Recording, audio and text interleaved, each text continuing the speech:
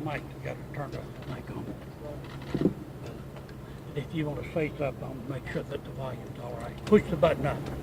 Start it. Test 1, 2. Can everybody hear? Yes, sir. Okay. Okay. Good afternoon. I'm Sheriff Bill Overton with the Franklin County Sheriff's Office. I'm here today with a sorrowful heart from the tragic events that have taken place earlier this morning. I just want to make sure that through this we continue to keep our prayers and thoughts with the family of Alison Parker and Aaron Wade.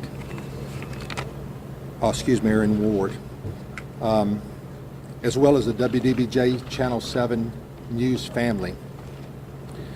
First and foremost, at approximately 1:30 p.m. today, the suspect from this incident, this shooting, died at Fairfax and Nova Hospital in Northern Virginia as a result of a self-inflicted gunshot wound. I want to express my condolences to WDBJ 7 TV for their loss this morning. We know this has been a very difficult situation to manage professionally and personally, and we sincerely appreciate their cooperation and assistance with the ongoing investigation and our search efforts. We are keeping Ms. Vicki Gardner with the Smith Mountain Lake Regional Chamber of Commerce in our thoughts and prayers as she continues to undergo treatment from injuries sustained in the shooting. I also want to thank the residents of Franklin and Bedford counties for their support and vigilance this morning as we conducted our search efforts and response in relations to this incident. The tips and information that came in from our local residents and across the Commonwealth have been extremely helpful over the course of the past 7 hours. The quick response of this investigation and resolution are due to the dedicated and quick efforts of our public safety partners with the Bedford County Sheriff's Office, the Virginia State Police, Roanoke City Police Department, Roanoke County Police Department, ATF, U.S. Marshal Service, the FBI, the Virginia Department of Emergency Management, and the Rocky Mount Police Department. I can't begin to thank those agencies and their personnel enough for their efforts. At 6:43 a.m. today, the Franklin County Sheriff's Office received a 911 call concerning shots fired at Bridgewater Plaza near Smith Mountain Lake. A WDBJ TV news crew was conducting a live interview at the Plaza with Ms. Gardner when Vester Lee Flanagan II, age 41, of Roanoke, suddenly appeared and approached them and started shooting. Alison Parker, age 24, and Adam Ward, age 27, died at the scene. Both Parker and Ward were residents of Roanoke, Virginia. Let us not forget, they grew up in this area. They were part of our community. We don't want to forget that. Ms. Gardner was transported to Korean Roanoke Memorial Hospital where she is being treated for non-life-threatening injuries. Flanagan then fled before deputies arrived on the scene. The Franklin County Sheriff's Office, with the assistance of the Virginia State Police, immediately began a search operation in the area to locate the shooting suspect.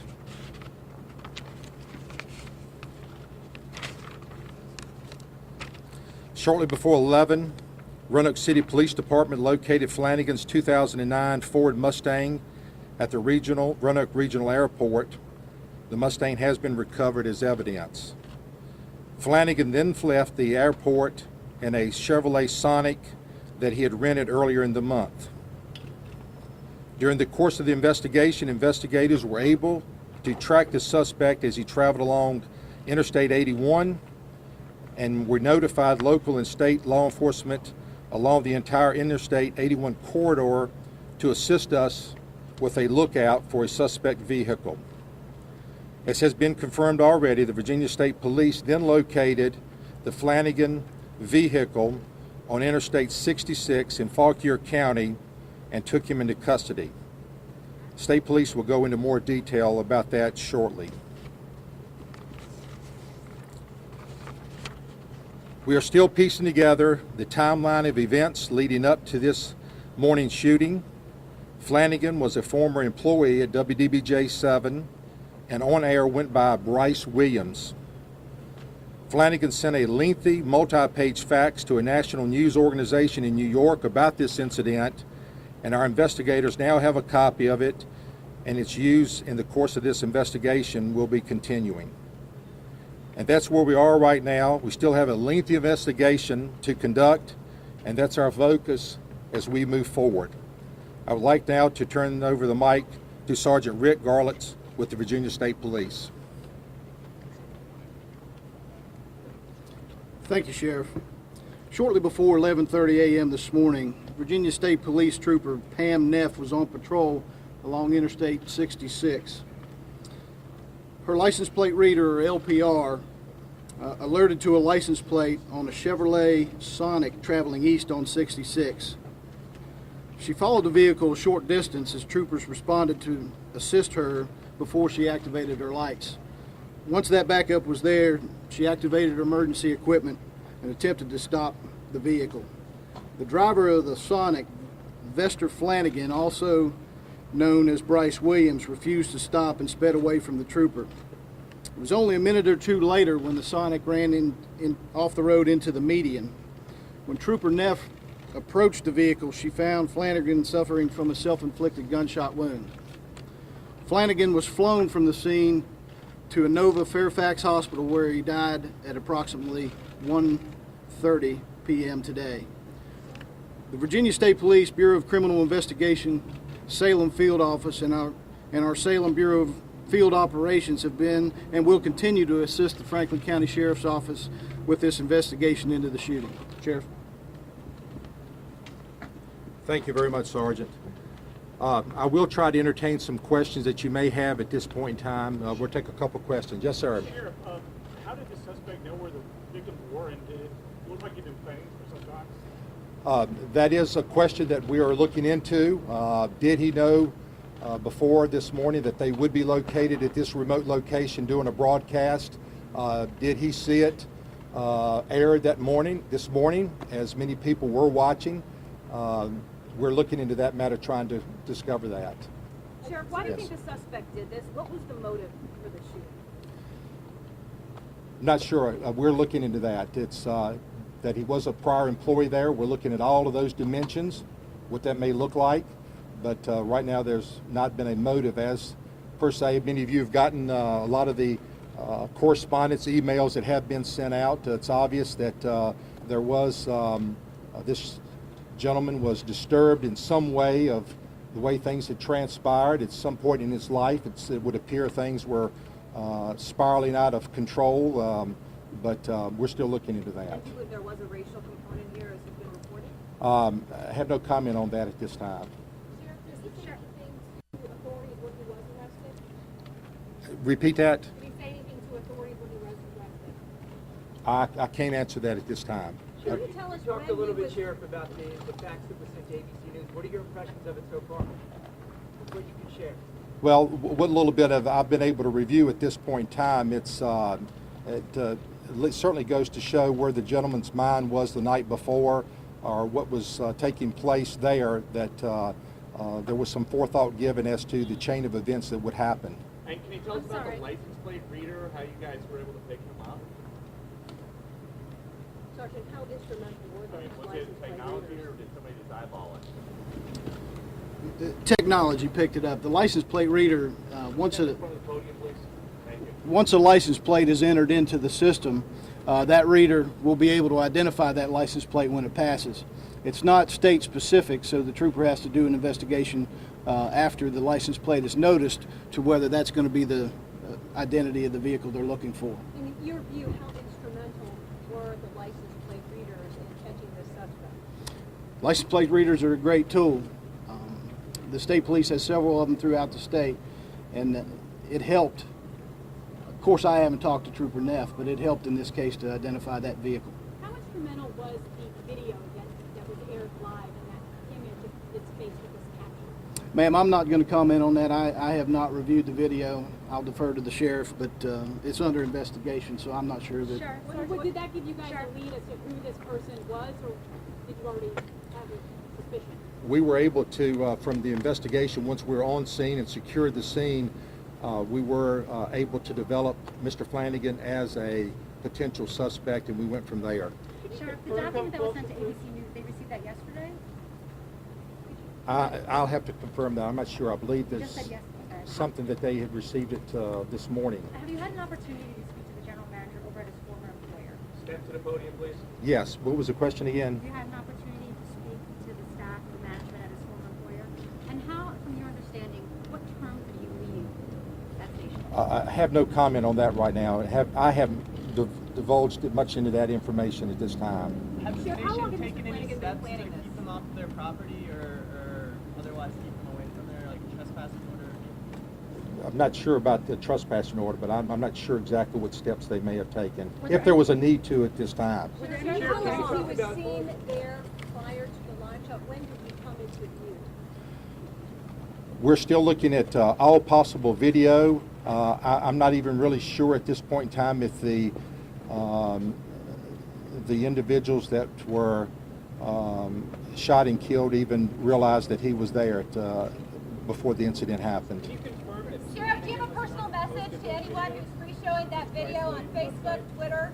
I'm sorry, what was it again? Can you confirm that Flanagan posted the videos himself to the website? I can't confirm that, How no. long have you been planning this, Can you Sheriff? tell us where the investigation goes from here? Is the residence of Williams being looked at right now by authorities? Well, it's going to be a long investigation because there's a lot of components, certainly to this investigation, and we're still right in the beginning stages of it, so it's going to be quite a while. What about his home or apartment? Yes. That has been, officers have secured that area, and a search warrant will be executed there. Sheriff, no one saw him. Would you characterize it as an ambush, perhaps? Again, we're looking at video to see exactly how that Was transpired. it premeditated, Sheriff? Do you Yes. believe that he targeted these two individuals or just the station itself?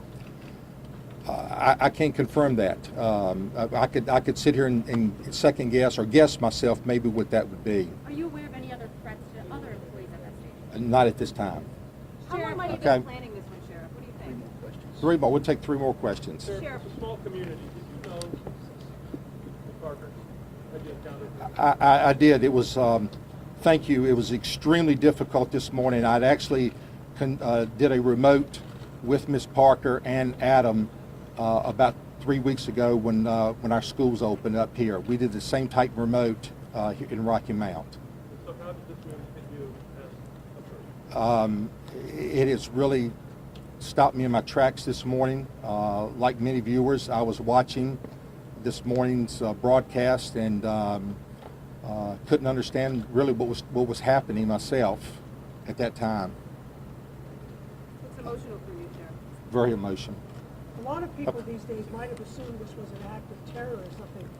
What difference would it make whether this was a person they knew versus someone they didn't? Right. We're continuing to investigate as a criminal investigation, a homicide investigation at this time. Thank you all very, very much. And please, as we said before, continue to keep these families in your prayers. Sheriff, thanks so much. Thank you. Plan any more press conferences? We certainly will be letting you know that. We have a couple more statements from. We got a couple more statements from a couple folks. This is Chris Turnbull. He's with Korean Medical Centers. Off. This is Chris Turnbull. He's with Korean. He's going to speak to you a couple minutes about the condition. Could you spell your name, sir? Absolutely. So last name is Turnbull, Turnbull. Chris, first name, Chris. And I'm spokesperson for Carillion Clinic in Roanoke, Virginia. And before I give the status on Miss Gardner, I just want to add our sympathies to the families and friends of Alison Parker and Adam Ward. They were good friends of the Carillion family and had done a number of broadcasts with us over the last couple of years. So we're very saddened today. Miss Gardner is in our care.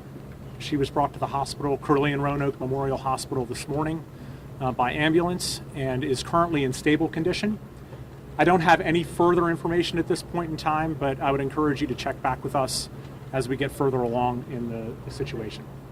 Thank you. Could you say anything about the nature of her injury? Unfortunately, I can't. I don't have that information right now.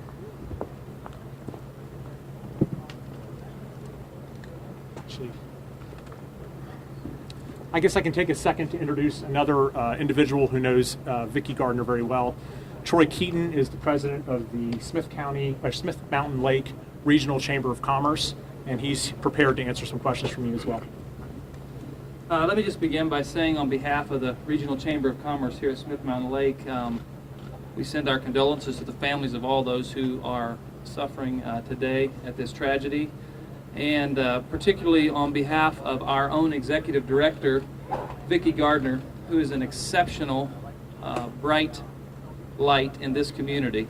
And we stand with her 100% and are praying for her and are thankful that she is in stable condition and is in good hands. Her family is with her and her friends are with her, and we just want her to know and this community to know that as Vicki has been a champion for us for more than a decade, we're going to be a champion for her through this. And we're going to get together as a community and stay together and make it through this. So thank you very much. Sir, could you spell your name, please?